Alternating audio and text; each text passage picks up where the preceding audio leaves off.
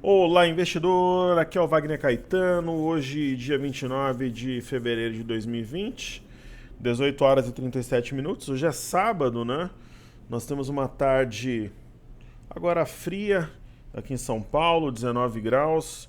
E eu espero contribuir nesse momento turbulento do mercado com os nossos estudos. Nós tínhamos a previsão de voltarmos na quinta-feira, mas pela turbulência eu preferi dar prioridade ao Telegram. Cheguei a fazer cenário à noite, fiz cenário em texto, né? Hoje de manhã, orientei muito o meu grupo também por e-mail, por Telegram. É por isso que eu falo a vocês, na descrição dos vídeos tem o link para o Telegram. É só clicar, você passa a fazer parte, é muito mais rápido e dinâmico.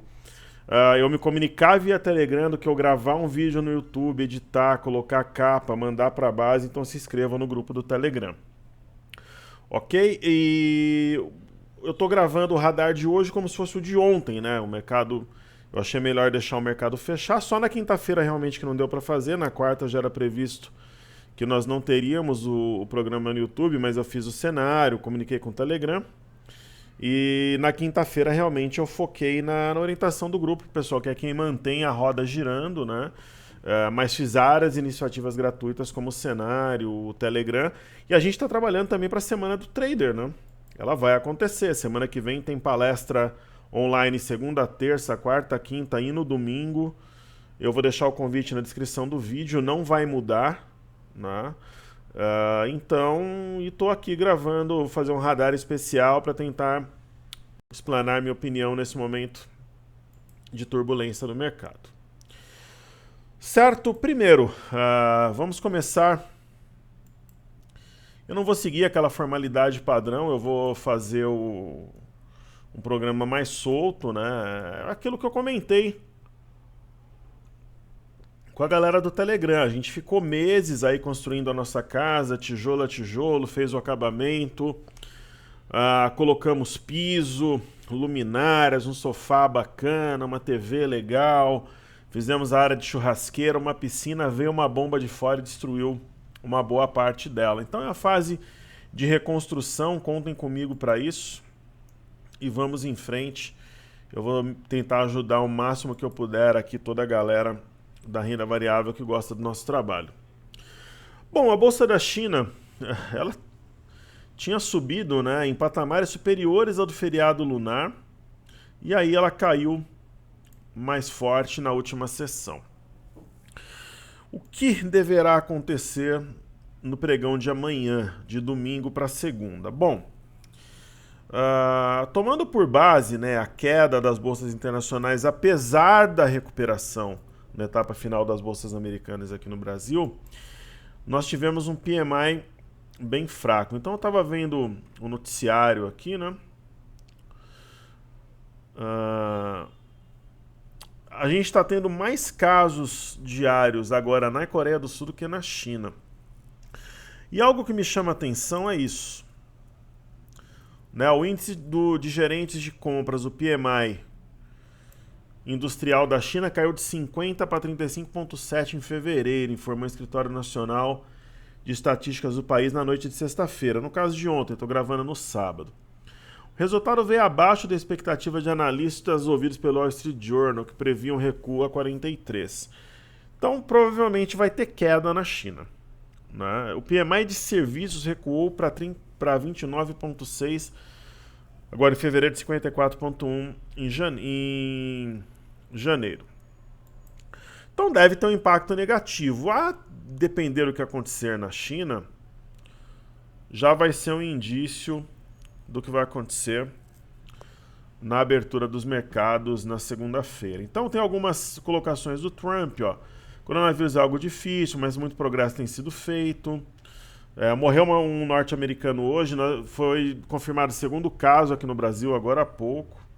Estados Unidos tem 22 pessoas com coronavírus. A China realmente praticamente conteve a doença, mas o problema parece maior agora no Irã, na Itália e também na Coreia do Sul. Né? O índice de mortalidade menor, mas a imprensa criou do que o SARS, por exemplo, o MERS, nem se fala, morria metade das pessoas, Ebola, quase todo mundo. Mas a imprensa, eu colocaria esse problema como corona mídia vírus, né? Então, realmente, a mídia tem tido um papel tenebroso, né? Maligno, aumentando algo que já é sério. Então, vamos ver como é que esse PMI vai ser precificado. O que nós temos, né? Se nós pegarmos, por exemplo, aqui as bolsas na Europa, o índice DAX. Eu acho que eu vou até fazer o estudo no TradingView. É mais prático para a gente ver a movimentação no semanal. Então, por exemplo, o que dizer aqui sobre o índice DAX, né? Na semana, a bolsa da Alemanha, que é o 12,44, ela varreu em uma semana, né, inúmeras outras semanas aqui de alta, alcançando níveis aqui de agosto de 2019. Então ela varreu praticamente uma semana, 6 meses de uma movimentação, ou pelo menos tocou, né, daqui de agosto até fevereiro. É uma barra realmente grande. Após barras grandes, assim, geralmente tem repique. A gente vê, por exemplo, essa semana, ó, de 17 de agosto, chegou a cair 7,83, teve um repique, depois caiu e reverteu. E a gente vê algumas, mas tão grande como essa, né? Não. E o que dizer, né? Será que daria para a gente traçar uma LTA, como é possível traçar em algumas outras bolsas? Sim. Porém, no semanal fechou abaixo. De repente, ó, a bolsa da Alemanha, se ela trabalhar acima desse fundo, que gerou o rally de final de ano, região de 11.880 por ali, ó, ela fechou levemente acima, 11.890. E trabalhar acima da LTA, a gente pode ter, de repente, esse gap como alvo. É uma ideia. O mercado precificou pior e vocês sabem que o mercado começa a precificar o futuro. Ó, tá vendo essa região? Nós temos um doji. Um doji é um sinal de equilíbrio depois de um movimento predominantemente comprador. Então a máxima do doji sendo rompida, a máxima desse candle, ela é 12 mil pontos, poderia sim ter um movimento de recuperação, distância de média muito grande. É uma ideia. A Bolsa de Londres, por exemplo. De repente algum avanço em relação a alguma vacina e alguma coisa do gênero, ou própria indicação de corte de juros pelo Fed. O que fez o mercado até fechar em alta no Brasil e recuperar boa parte das perdas dos Estados Unidos bem na reta final no pregão de ontem, sexta-feira? Jerome Powell dando indícios que o Fed realmente pode cortar juros, e algumas casas como Goldman Sachs falando em 3 cortes de juros em seguida, ou até um corte emergencial. Então, no caso da Bolsa de Londres, a pancada grande também, 11,12%, né, uma grande amplitude. Existe uma região de suporte também, de dezembro de 2018, essa região seria 6.536, fechou levemente acima. E pessoal, aquilo que eu falo, quando você tem uma porrada ou uma puxada, por exemplo aqui, puxou. Aí na semana seguinte corrigiu na parte alta, em julho de 2016, aí foi embora. Então quando tem uma barra forte, uma pancada como essa, se semana que vem for uma semana de baixa volatilidade lateral, que eu duvido que seja, essa barra vai ser duplicada e vai ser um cenário... 6 mil pontos seria pouco para essa bolsa cair. Mas se tem uma reação na semana que vem que recupere pelo menos a metade das perdas, principalmente se abrir em queda na segunda-feira, então se abre em queda pelo menos abaixo do corpo, fica aquela ideia do padrão penetrante, abre em queda, envolveu mais ou menos a metade do candle, aí é sinal de fundo. Né?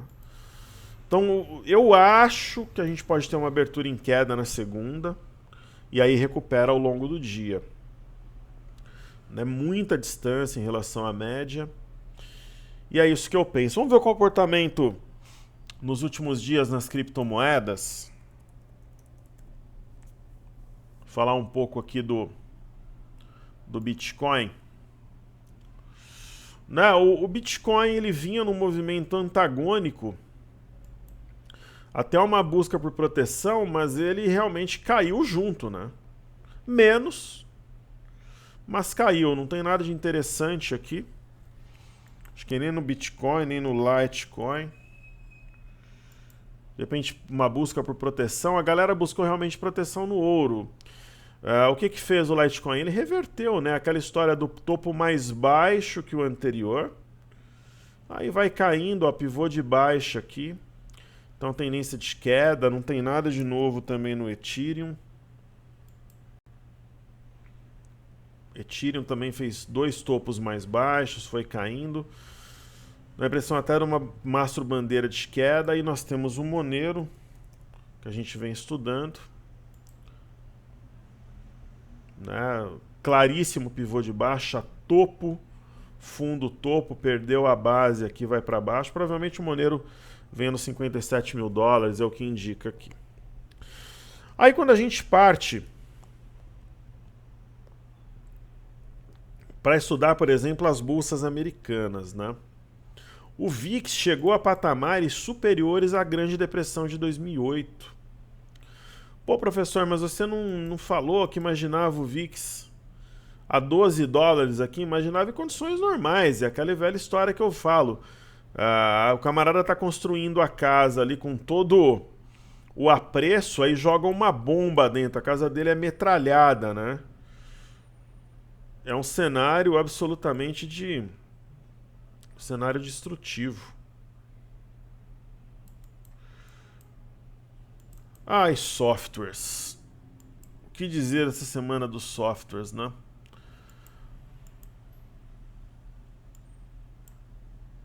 Então, vamos, aqui tinha uma LTB que a gente já vinha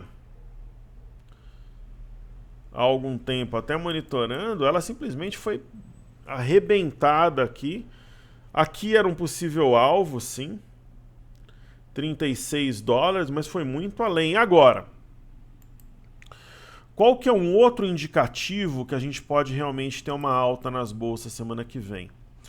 É uma das pistas que eu tenho aqui. O VIX, que é o índice do medo, o indicador de volatilidade, ele chegou a fazer máxima na sexta-feira, 49 dólares 48, fechou a 40. E essa é uma mega ultra blaster estrela cadente, clássica, longa sombra superior, corpo pequeno e tal, e absurdamente distante da média.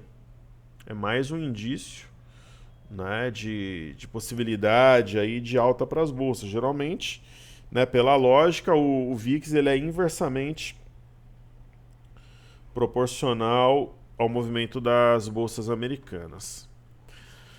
A gente tem estudado muito dólar aqui no Brasil. A gente tem o DXY, né, que é o dólar contra uma cesta de moedas. Existe um topo, um rompimento falso, aqui uma formação de topo, rompimento falso de 100 dólares, 99,67. E ele vem caindo, né? Nós comentávamos que o DXY deveria testar essa LTA. É que assim, é um cenário no mínimo maligno, né? Porque o DXY subiu, só que o dólar... Aí vem mais uma dificuldade, né? O dólar vence na segunda-feira, mas já a liquidez passou para o J20. Aí você pega aqui, por exemplo, né? Eu estou em contato com o pessoal do Cartezinho, eles estão colaborando bastante, mas está o H20. Aqui não é o H20 que tem que estar aqui na tela, é o J, né? Então a gente pode... O que eu fiz, né? Tudo bem que vence na segunda, mas se a gente pegar aqui também o... Mesmo que coloque o cifrão, não... que é quando muda o fluxo. O broadcast tá o... Mas o pessoal do Cartezinha tem sido muito gentil e o programa tá campeão. Tá ficando cada vez melhor, pessoal. Tô em contato direto lá com a galera. Aí você pega, por exemplo, aqui. Primeiro, tem uma plataforma que eu uso para conferência aqui que ela nem funciona. né? Realmente essa semana acho que teve muito acesso. Realmente deu pau nas plataformas. Deixa eu tentar aqui. Ó, é uma piada, ó, nem funciona aqui. Eu tô para conferir o dólar. O dólar não fechou esse patamar. Ó, né? Então é um cenário. Só que eu tenho contato com essas plataformas e eu sou o cara, um dos que mais lutam aqui para. Deixa eu ver o J20 aqui. É que na verdade esse foi o ajuste. 4.511.500, mas não foi o fechamento. A gente trabalha com fechamento. Então, pelo que eu vi aqui, o broadcast trabalha com ajuste também. Uau. Então, deixa eu pegar o gráfico puro. O trader tem que ter resiliência, ele tem que ser guerreiro. WDO J20. Esse é o gráfico puro, não é vencimento perpétuo que emenda o vencimento no outro. Esse fechamento é o correto. Né? Então, o que nós temos aqui? O dólar não caiu conforme o DXY. Né? Simplesmente ele foi subindo. Só que ele tem um enforcado. Né? Um enforcado fora da banda. Tá bem esticado. Né? E se nós pegarmos o intraday do dólar... Pô, professor, mas os candles aqui estão craquelados. Esse daqui é o gráfico puro. O perpétuo tá uma doideira aí nas plataformas. Esse está correto aqui no Cartesian. Então, qual a impressão que nós temos aqui nesse gráfico? Mas dá para fazer isso tudo normalmente. Dá a impressão que nós temos um oco, né? Que é um padrão de queda.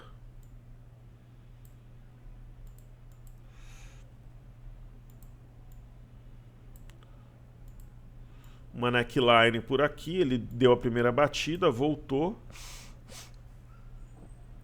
Essa alta no finalzinho teve baixo volume, então dá essa ideia para o dólar. E nós temos o USD-BRL, que é praticamente aí o dólar à vista, também com sinal de topo. Esse canal aqui realmente ele não foi respeitado. O sinal no USD-BRL eu acho bem forte. É uma estrela cadente, e em conjunto com o que no anterior é um arame de topo, a mulher grávida em japonês. Eu entendo como sinal forte de um indicativo de correção para o dólar. De repente, mesmo que ele abra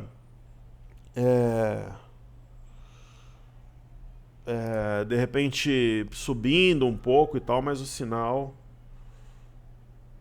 aparentemente é forte. Ok? Legal. Então falamos do dólar. Vamos falar então das bolsas americanas. Eu acho que faz sentido aqui. Eu acho que talvez já faça sentido até gravar duas partes. Fazer o radar parte 1 e o radar parte 2. Então, bolsas americanas. Índice Nasdaq. O índice Nasdaq fechou em alta, de 0,01, mas fechou em alta na sexta-feira, dia 28 de fevereiro. Ele simplesmente, contando com os 3 candles aqui, dias 19, 20 e 21 de fevereiro, mais essa semana, ele varreu toda a alta que tinha ocorrido desde outubro. Então, finalzinho de outubro, novembro, dezembro, janeiro, quase praticamente varreu 4 meses de alta em 8 sessões. E muitos gaps aqui no caminho. É um Marobuzu, é uma formação estranha, mas ele começou aqui embaixo e fechou em forte alta. Tá? Não está tão distante assim da média de 21 no semanal, mas um repique, ele vai testar a média como resistência. O que eu vejo como interessante respeitou esse topo aqui de julho de 2019. Ó. Esse topo 8339, ele fez mínima em 8264 e respeitou. Então aqui a tendência foi mantida, digamos assim, principalmente se houver uma alta na semana que vem. Quando eu falo do S&P, existe um gráfico diferente. Ele tocou uma região, vejam esse fundo, 2885.9. da semana, última semana de setembro. Qual foi a mínima dessa semana? 2855.8. Então 2855.9 e 2855.8. Então ele veio milimetricamente nesse ponto que gerou o rally de final de ano. Olha, é algo relevante. Aí você traz aqui para o gráfico diário, né? Você vê que realmente a região foi respeitada. Muitos gaps pelo caminho. Aqui foi um trabalho de formiguinha, daí soltaram um elefante entre cristais numa loja de porcelana. Mas nós temos o sinal de fundo. Será que ele vai ser respeitado? Eis a questão. Mas é um sinal de fundo, é um martelo. Tá? Aí quando nós trazemos, no caso aqui, o Dow Jones, vamos ver aqui um gráfico semanal. O Dow Jones tem uma LTA que guia os fundos desde fevereiro de 2016. Ela foi tocada quando? Em dezembro de 2018, que teve um grande estresse nas bolsas americanas também, naquele momento. Só que dessa vez foi de uma vez, né? Dessa vez foi de uma vez, é boa, né? Então tem uma região de fundo respeitada, ó. Tem uma sombra. Tem gap no semanal, isso é muito difícil acontecer. E o martelo foi justamente cravado nessa linha de tendência de alta. Então é um sinal importante de fundo, né? Isso é inconteste. A questão é se vai ser materializado o sinal ou não. A seguir, nós temos o EWZ, que é a ETF brasileira negociada em Nova York. Em uma semana perdeu 9,66 de valor. Só que o EWZ no semanal, ele veio também numa LTA que liga os preços desde dezembro de 2018. Houve um rompimento falso dessa linha, uma penetração falsa. E nós temos aqui a mínima da última semana de agosto de 2019, a 38,51. Fechou quase lá. Então pode haver uma reação. Então, o mercado precificou um cenário de caos. Acima desse fundo, a reação ganharia força, ó. 38,51. Então nós temos um engolfo aqui sobre a LTA. É um sinal forte, né? Mesmo com toda essa conjuntura. Não estou dizendo que o mercado vai voltar para a máxima rapidamente, mas talvez até a média, talvez a $42, é possível. É possível sim. Ok? Falar dos desafios lá fora, né? Cenário caótico, né, pessoal? Então, arrebentaram com as ações, a Aurora Cannabis caiu também. É coisa para o final do ano, como é a CVC aqui no Brasil. As ações são suas, enfim. É um cenário bastante complicado. Acredito sim que ela recupere, venha a R$40 nesse gap, mas não agora. Seria um processo de inflexão. Aí nós temos Cielo, que mostrou resiliência. Parece que tem um acordo aí com a Stone.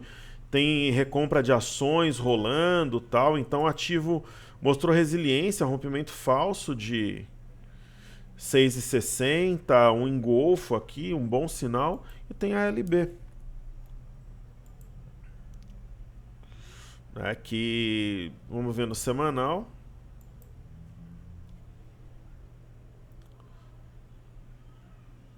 Caiu 10%. Então é uma queda forte também. E segue a operação, alvo lá nos 25, 26. Vamos ver se ela tinha feito um grande candle de recuperação no dia 27, dia 28 já colocou isso aqui em xeque, caindo 6%, enfim, tá lutando ali, é um bom ativo. E assim seguimos. Vou falar de Via Varejo. A Via Varejo, quando ela chegou a 16 e pouco aqui, eu reduzi, ela chegou a bater 16,64, eu reduzi 20% da posição e aloquei em outras ações da minha carteira. Aí teve aluno, né, no YouTube pedindo para eu falar em quais ações que eu aloquei. Cara, né? Existe um grupo, né, que mantém... Entenda, as pessoas têm que entender o seguinte. A gente faz Masterclass, não cobra um centavo. E tem um baita de um custo para fazer. Profissionais, softwares, uma série de coisas. A gente faz Semana do Trader semana que vem, 5 dias de programação, custo zero. A gente oferece o cenário em texto. Hoje, por exemplo, teve cenário, no sábado, foi de manhã. A gente tem cenário em vídeo, tem radar, na mira do trader. Telegram é gratuito, a gente não cobra nada. Só cobra a imersão e depois para a pessoa permanecer no grupo. Aí alguém vem e pede gratuitamente. Poxa, é uma questão de bom senso, para não falar outra coisa. Então a Via Varejo a gente reduziu aqui, eu tive que reduzir mais da metade da minha posição durante esse processo aqui para cobrir margem dos futuros. Ainda tem uma quantidade boa. E amigão, saiu em abril de 3,80 e bateu quase 17. É corrigiu 17% na semana. Não fechou abaixo desse ponto que é o 13,56. Fez aqui um martelete, vamos ver como é que ela se comporta na segunda-feira. Ok? Aí temos o DI.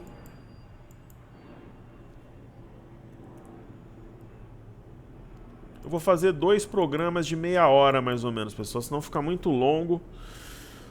O DI, ele tinha subido, testou essa região e voltou a cair. Para vocês terem uma ideia, o DI, ele foi a 6,060 e fechou a 6,100. Na verdade, não tem... O que tem realmente é um sinônimo de estresse no mercado é o dólar, porque os juros, é provável que o Banco Central corte juros. Se não for na próxima reunião, na seguinte, porque é um cenário que precisa de estímulos, né? Provável até que o Fed o faça. Então, é um momento diferente da nossa economia aqui. O máximo que talvez ele alcance seria essa LTB.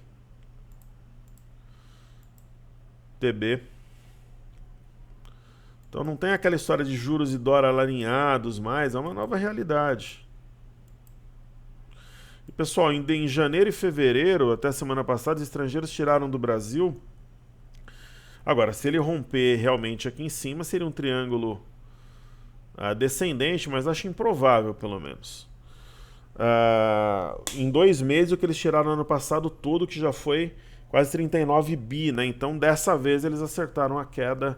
Aqui no Brasil, hoje, eles se prepararam para uma paulada lá fora e tiraram grana antes para cobrir uma possível margem, enfim.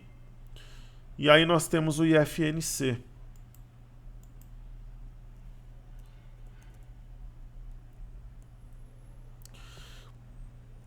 O IFNC eu vou estudar aqui. Ele tem um candle forte aqui. Não é um martelo, mas é tão forte quanto, porque fechou na máxima. O que aconteceu? Abriu aqui, foi lá embaixo, foi subindo o dia inteiro e fechou na máxima. É um sinal importante. Aqui muita gente talvez não tenha parado para estudar, mas o IFNC na semana, aqui é o diário, né? Subiu 2,32. É um sinal de fundo forte. Na semana, o IFNC caiu 4,6. Enquanto o IBOV, por exemplo, caiu 8,37. Então o IFNC caiu menos que o IBOV. É um sinal importante. E aí, eu estava olhando aqui também, teve uma ação Odontoprev, e essa subiu na semana. 0,67 é pouco, mas subiu. Ok, pessoal? Então eu vou deixar nesse link aqui, vai estar o link do Telegram e da Semana do Trader, e eu vou gravar no outro vídeo Petro, Vale, bancos, vou fazer mais bancos e alguns setores aí que são importantes também. Então encerro a primeira parte do radar por aqui e nos vemos na seguinte, pessoal. Valeu!